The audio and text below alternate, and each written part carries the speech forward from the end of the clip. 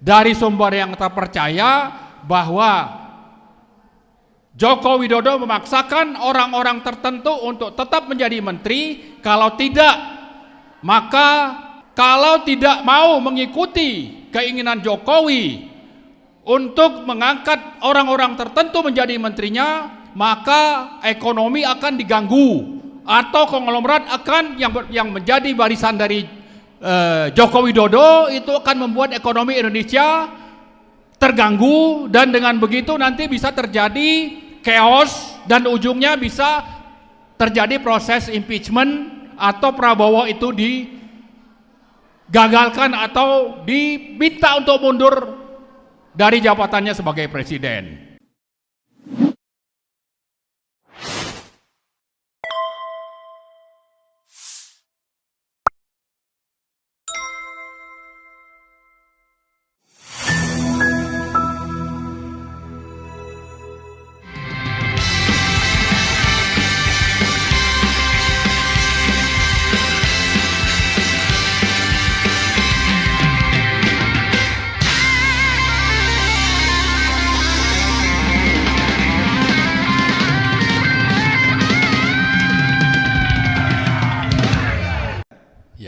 Terima kasih Bang Refli. Assalamualaikum warahmatullahi wabarakatuh. Alhamdulillahirabbil alamin. Allahumma shalli ala sayyidina Muhammad. Hari ini kita berkumpul di sini bersamaan dengan pelantikan Prabowo Gibran di gedung MPR ya. Tadi sudah baca sumpah katanya sekitar jam 10-an, sumpah yang memang dicantumkan dalam pasal 9 Undang-Undang Dasar 1945. Nah, bagi kita itu sebetulnya sesuatu yang sangat menyedihkan. Kenapa? Karena dua orang itu disumpah atas dasar pemilu yang syarat kecurangan. Ya, nah tapi saya kira kecurangan itu tidak lepas dari peran dari yang namanya Presiden Joko Widodo. Beliaulah sebagai orang yang sangat berperan sehingga pemilu curang itu bisa disahkan sehingga hari ini dilantik. Padahal kalau kita bicara apa saja kecurangan yang dilakukan itu memang mastermind-nya itu adalah Joko Widodo, namanya Joko Widodo. Orang yang pada bulan Mei 2017 itu mengatakan bahwa saya Indonesia, saya Pancasila. Nah, saya Pancasila itu artinya apa? Kalau kita urut 5 sila Pancasila itu yang paling utama itu adalah tentang ketuhanan yang Maha Esa. Di sana terkandung prinsip dasar ideologi negara di mana negara ini harus diselenggarakan oleh pemerintah sesuai dengan prinsip-prinsip yang diatur dalam agama, yaitu terutama soal moral. Nah, Joko Widodo ini yang sudah bersumpah bahwa dia itu saya Pancasila, ternyata adalah pengkhianat Pancasila karena menjalankan politik menghalalkan segala cara. Jadi berpolitik dengan menghalalkan segala cara itu antara lain tadi menghasilkan presiden yang dihasilkan presiden dan wakil presiden Prabowo dan Gibran itu dari pemilu curang yang tidak peduli dengan prinsip-prinsip moral, terutama prinsip-prinsip yang diatur di dalam agama kita, bahwa Joko Widodo itu orang Islam, tapi bicara tentang prinsip moral, ideologi negara ternyata itu dilanggar. Sehingga dengan begitu sebetulnya presiden kita ini dihasilkan dari kejahatan moral yang dilakukan oleh Joko Widodo. Nah, itu satu hal. Tapi kalau kita lihat ke belakang, begitu banyak pelanggaran hukum ya, di samping moral, bicara hukum, konstitusi, undang-undang, peraturan dan sebagainya yang sudah dilanggar oleh Joko Widodo. Karena itulah saya sebagai salah seorang anggota dari Petisi 100 sudah menyatakan agar ya presiden kita ini diberhentikan dengan aturan yang sudah diatur dalam konstitusi, yaitu pasal 7A dan 7B.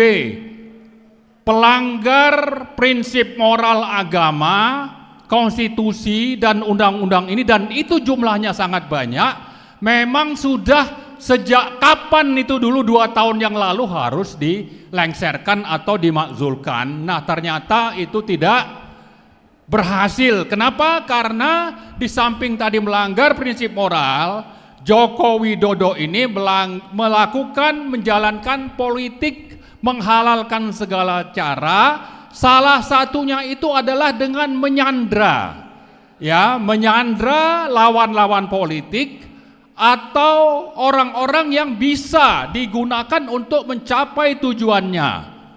Maka kita misalnya minggu lalu mendengar bagaimana politik menghalalkan segala cara dengan penyandraan itu bisa menaklukkan, ya, menaklukkan atau bisa mengendalikan yang namanya Prabowo sebagai presiden terpilih.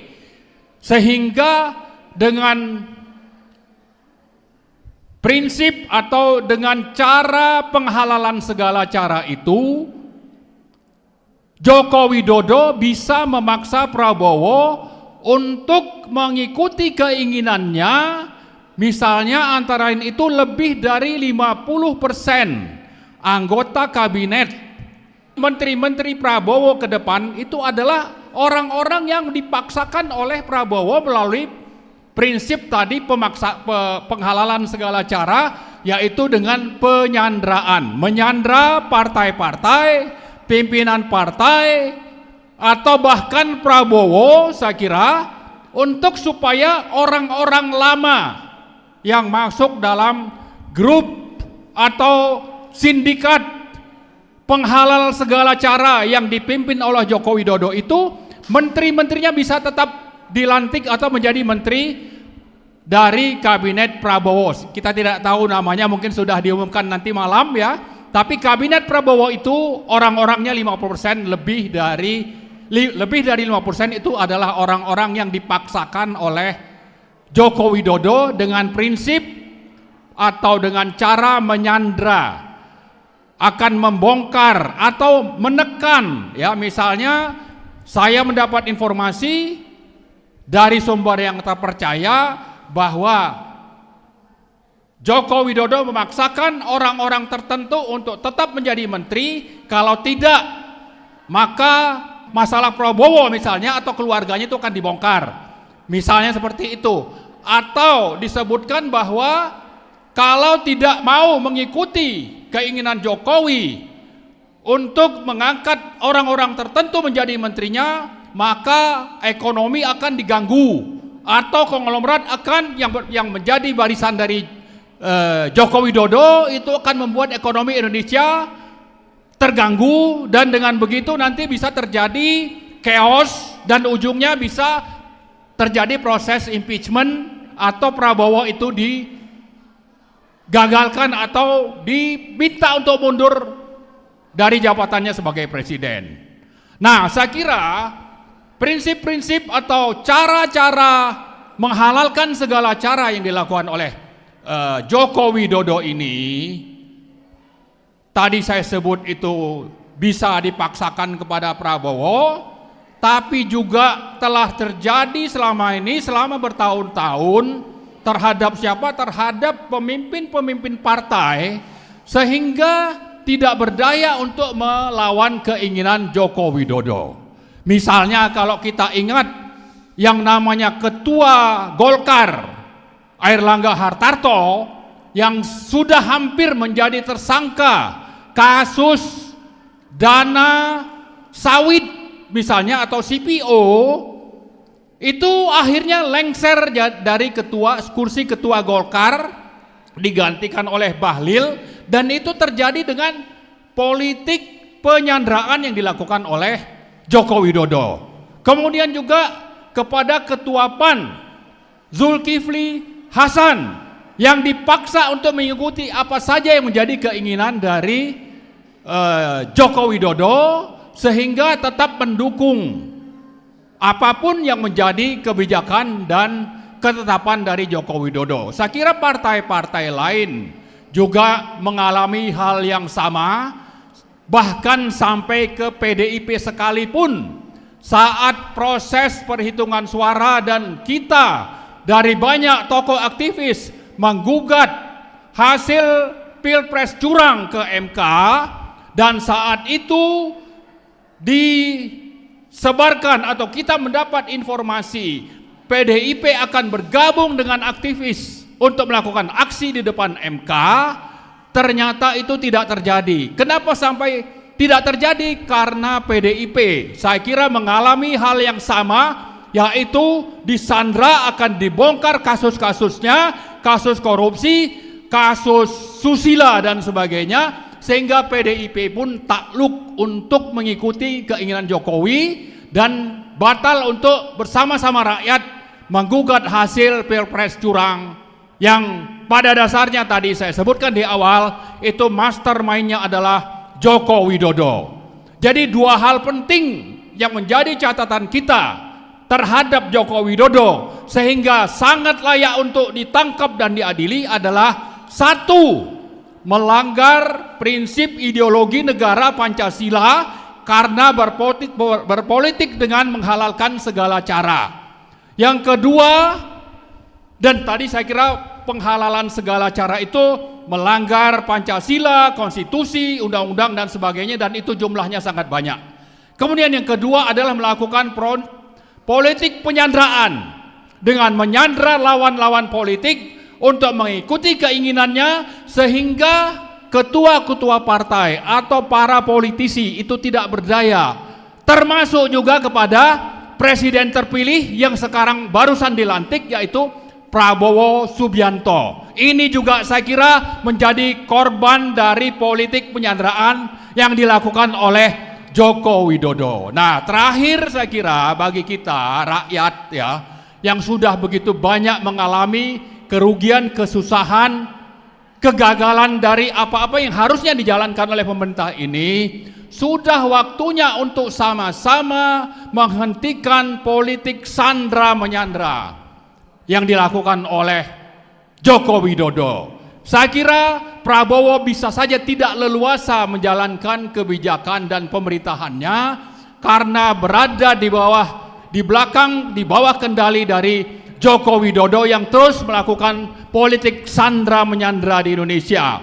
Nah, karena itu mari kita sama-sama bagaimana caranya untuk bersatu melakukan aksi dan perlawanan terus-menerus agar politik sandra menyandra yang sudah merusak Indonesia ini dan ke depan prospeknya juga sangat tidak menjanjikan kalau Prabowo terus tunduk di bawah kendali dari Joko Widodo yang melakukan politik kotor yang saya kira tidak bisa kita diamkan. Kenapa? Karena banyak sebetulnya tokoh-tokoh politisi partai yang anggotanya itu adalah orang-orang baik yang tidak berdaya akibat dari politik sandra menyandra yang dilakukan oleh Joko Widodo, sehingga biang dari masalah Indonesia, masalah bangsa ke depan itu salah satu aktor utamanya adalah Joko Widodo. Sudah waktunya untuk ditangkap dan diadili, dan kita berharap partai-partai itu melakukan koreksi dan potong 1-2 generasi. Siapa saja politisi yang tersandra itu mestinya dipecat, tidak lagi menjadi pimpinan dari partai-partai tersebut. Misalnya seperti Zulkifli Hasan atau Airlangga Hartarto, itu sudah waktunya untuk masuk bui, bukan dibiarkan terus untuk tetap menjadi anggota Golkar atau bahkan diangkat menjadi menteri. Zulkifli Hasan itu kalau memang kasus korupsinya bermasalah, sudah waktunya juga untuk ditangkap. Dan saya kira kalau di PDIP juga terjadi hal yang sama, sudah waktunya mereka anggota-anggotanya itu melakukan pembersihan, potong 1-2 generasi agar Indonesia bisa lebih maju ke depan. Dan yang paling penting bagi Prabowo, bahwa rakyat akan berada bersama Prabowo sepanjang dia berani melawan politik penyanderaan yang dilakukan oleh Joko Widodo. Kalau tidak, dia hanya akan mengulang janji yang pernah diucapkan di 2019, akan timbul tenggelam bersama rakyat, dan faktanya dia sudah berkhianat saat itu. Apakah ini akan dilanjutkan? Saya kira ini tidak bisa kita diamkan. Prabowo pun harus mundur kalau memang menjadi presiden karena tersandra atau menjalankan politik pemerintahannya di bawah kendali Joko Widodo yang tidak menggunakan Pancasila, yang berpolitik secara tidak bermoral dan melakukan sandra menyandra kepada orang-orang yang ada untuk mencapai tujuannya, yaitu partai-partai yang sebetulnya sudah bermasalah, yang sudah waktunya untuk berhenti dan mengangkat orang-orang bersih ke depan sehingga Indonesia bisa menjadi lebih baik ke depan.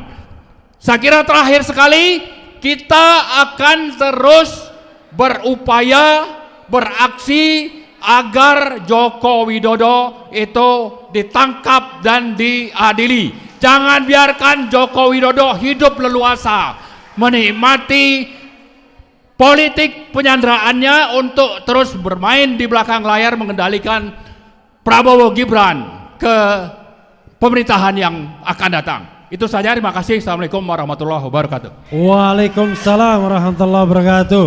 Subhanallah, bismillahirrahmanirrahim. Assalamualaikum warahmatullahi wabarakatuh.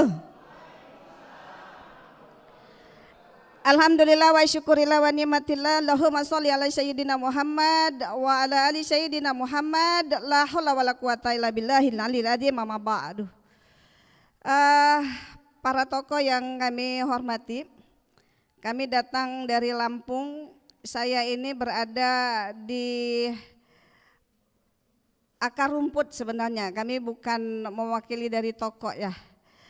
Hari ini kebetulan tanggal 20 Oktober bertepatan dengan dilantiknya Bapak Prabowo dan selesai masa jabatan Bapak Jokowi atau Raja Jawa. Tadi kami lewat, ibu-ibu semua, banyak sekali banner-banner yang terpampang ucapan terima kasih untuk Bapak Jokowi. Iya, jadi begini, kami ingin katakan Pak Jokowi, Anda belum selesai dengan kami. Iya. Negara Indonesia ini adalah negara Pancasila, sila kedua kemanusiaan yang adil dan beradab. Ketika Bapak Jokowi menjabat, banyak sekali pelanggaran-pelanggaran HAM, pelanggaran-pelanggaran kemanusiaan yang terjadi. Berapa banyak ulama-ulama kami yang dipenjarakan? Berapa banyak para tokoh-tokoh yang dipenjarakan? Berapa banyak para aktivis yang dipenjarakan? Dan berapa banyak para mahasiswa yang dipenjarakan? Hari ini kita melihat guru-guru kita sebagian masih ada yang dipenjara. Ustadz Gus Nur masih ada di penjara. Orang-orang soleh, orang-orang baik dipenjarakan di masa rezim Bapak Jokowi. Habib Rizik jahatnya di mana? Beliau hanya mengatakan bahwa beliau baik-baik saja kok di penjara. Habib Hanif orang baik. Ulama-ulama yang lain orang baik. Bukanlah orang-orang yang mau merusak negeri ini. Saya sendiri perempuan. Saya juga kena juga. Kemarin betul kata Bang Refli. Saya mengkritik Menteri Agama yang menganalogikan suara azan dengan suara gonggongan anjing. Ibu tahu saya dikenain deliknya apa? Deliknya itu merekrut dan memperalat anak untuk kepentingan militer. Bayangkan, saya merekrut, memperalat anak untuk kepentingan militer. Pegang senjata aja kagak pernah dikasih delik itu. Subhanallah. Saya kemarin betul-betul Belum selesai saya dengan Bapak Jokowi. Kenapa? Di masa kepemimpinan Pak Jokowi, kami yang kemarin dipenjarakan hari ini masih akan menuntut kepada Bapak Jokowi untuk meminta keadilan. Walaupun hari ini sudah selesai, nanti dilanjutkan dengan Bapak Prabowo, tapi kita belum selesai. Kenapa? Ketika peristiwa 21-22 Mei, berapa orang anak bangsa yang menjadi korban, nyawanya melayang, termasuk salah satunya adalah Harun Ar-Rasyid yang berusia 15 tahun. Di masa kepemimpinan Bapak Jokowi, terjadi juga pelanggaran kemanusiaan. Terbunuhnya pengawal Habib Rizik 6 orang. Sampai hari ini kita masih menuntut keadilan. Kenapa? Karena pelakunya divonis bebas. Negara macam apa ini? Saya melihat jasadnya 6 syuhada itu. Saya melihat dengan kepala saya sendiri ketika peti mati itu dibuka dan begitu banyak tembakan-tembakan peluru, bahkan luka-luka di sayap-sayap di sini, di dada dan di wajah. Kok bisa? Kok bisa? Kok bisa itu pelaku divonis bebas? Ini betul-betul satu ketentuan hukum yang tidak berkeadilan. Banyak sekali pelanggaran-pelanggaran HAM yang terjadi ketika masa Bapak Jokowi memimpin negeri ini. Jadi ingin saya katakan, kami yang dulu di penjara, hari ini yang berjumlah 400 lebih, mungkin kalau kita jumlahkan ditambah dengan korban-korban pada tanggal 21-22 Mei itu ribuan yang dipenjarakan di rezim Jokowi. Pak Jokowi, Anda adalah mencatat rekor terbanyak memenjarakan rakyatnya. Anda belum selesai dengan kami. Dan kami tidak pernah akan terima ketika kami diponis dengan tidak memberikan rasa keadilan. Kenapa? Karena negara ini adalah negara demokrasi. Negara ini menjunjung keadilan. Walaupun Bapak Prabowo nanti menjabat, kami pun akan meminta, wahai Bapak Jokowi, di mana ijazah asli Anda? Sampai hari ini guru kami, Ustadz Gus Nur masih di penjara. Apa susahnya Anda memperlihatkan ijazah aslinya? Clear semuanya kan? Apa susahnya? Simpel sekali. Ketika Anda dituduh memakai ijazah palsu, liatin aja ijazah aslinya. Clear kan? Tapi sampai hari ini, sampai selesai masa jabatan Anda, ijazah asli itu tidak pernah kami lihat. Dan juga sebenarnya kemarin ada peraturan pemerintah PP 28 tahun 2024 tentang penyediaan alat-alat kondom, alat-alat kontrasepsi untuk para pelajar, untuk para anak-anak muda. Di mana kecerdasan spiritual bagi pembuat peraturan pemerintah itu peraturan yang merusak anak bangsa. Kita Pancasila katanya, satu ketuhanan yang Maha Esa. Ketika ada peraturan yang dibuat untuk merusak anak bangsa, Anda tidak Pancasila. Kami belum selesai, wahai Bapak Jokowi. Saya di penjara 4 bulan, bayar subsidiar 20 juta. Dan saya akan menuntut di hadapan Allah atas ketidakadilan yang saya terima. Kenapa? Saya menyampaikan yang hak itu hak, yang benar itu benar. Menteri Agama menganalogikan suara azan dengan suara gonggongan anjing. Apa salah yang saya sampaikan? Anak-anak itu datang dibawa oleh ustadznya dan saya divonis bebas. Ustadz yang menuduh saya memberikan undangan bukan undangan aksi mengakui di persidangan. Kemudian saksi ahli, saksi fakta dari mereka yang menuntut saya mencabut BAP-nya. Berarti saya tidak bersalah, tetapi jaksa mengadakan kasasi DMA. Saya divonis 4 bulan penjara dan 20 juta subsidiar. Apa yang harus saya ganti? Saya bukan koruptor. Saya tidak mencuri uang negara. Saya harus membayar 20 juta subsidiar dan harus merasakan begitu dinginnya jeruji besi dengan meninggalkan anak-anak saya yang hari ini juga hadir di tengah-tengah kita. Maka yang terakhir, kami terus terang aja para tokoh-tokoh sekalian. Sebenarnya kami emak-emak hari ini hampir kami setiap turun ke jalanan. Kami meninggalkan dapur-dapur kami. Karena kondisi hari ini, kondisi ekonomi Dengan banyaknya masuk TKA Cina, sementara Indonesia banyak pengangguran. Kami emak-emak meninggalkan dapur-dapur kami dan berharap para tokoh-tokoh membersamai kami ketika kami ada di parlemen jalanan. Tapi sampai hari ini yang ada diskusi lagi, diskusi lagi, diskusi lagi di ruangan seperti ini. Yang kami mau adalah bantu kami, bersamai kami, wahai para tokoh-tokoh bersama emak-emak ada di parlemen jalanan untuk menuntut itu seorang yang namanya Mulyono.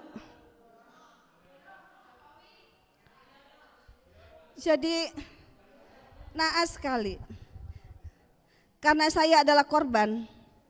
Kami melihat semuanya ini dengan mata, dengan hati. Ketika seorang ibu tersentuh hatinya karena faktor kemanusiaan, maka bagi dia tidak ada yang kami takuti. Yang penting pertama, tidak ada pelanggaran aturan di negara kita yang kita langgar.